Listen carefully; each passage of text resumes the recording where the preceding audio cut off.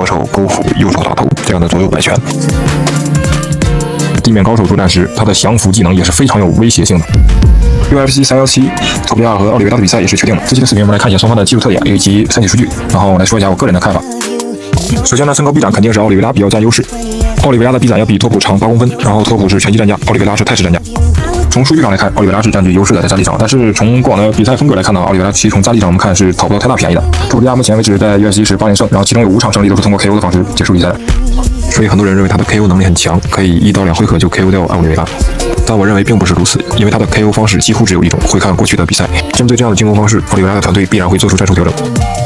下面我们来回看一下录像。特普利亚最常采用的进攻方式就是将对手逼到笼边，左手勾斧，右手打头这样的左右摆拳。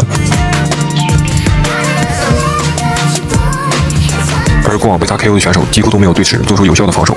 这我觉得是他之前的比赛样本数据过少，所以大家并没有对他的风格有个完整清晰的认识。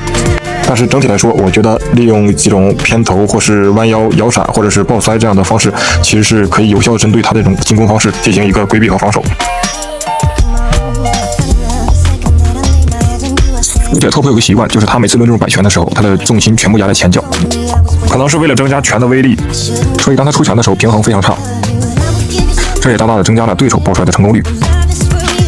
所以奥利维拉只要采取像对待钱德勒这一场比赛的抱摔方式，我觉得是非常有效的。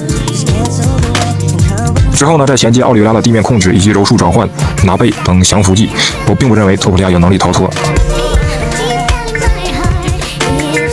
毕竟奥利维拉在 UFC 中是历史降服次数最多的纪录保持者，甚至在站立托普重拳时，奥利维拉可以衔接像这样的身体拿背小书包，并且托普利亚是升重到轻量级来作战，我并不认为他在柔术的力量上会比奥利维拉有更大的优势。毕竟站立和柔术这两种力量动力模式来讲是不一样的。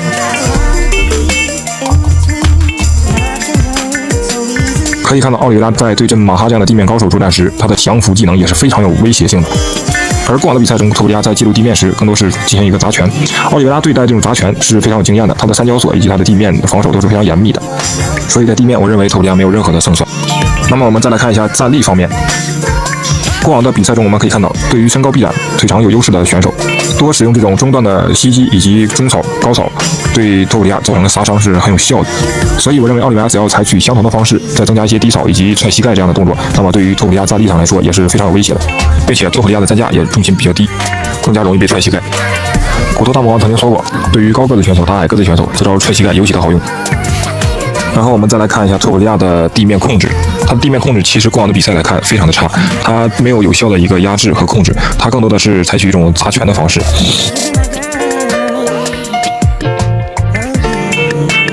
所以就目前来看，托普无论从地面还是站立上都不会讨到太大的便宜。那么只剩下一点，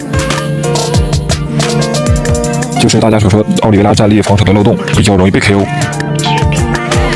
但其实观察奥利维拉过往的比赛，他并没有过被一击 KO 之后倒地失去意识的状态。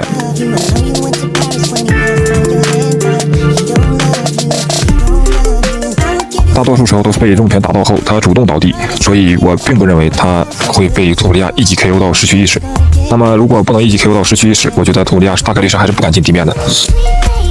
这样的话就给了奥利维拉极高的容错率。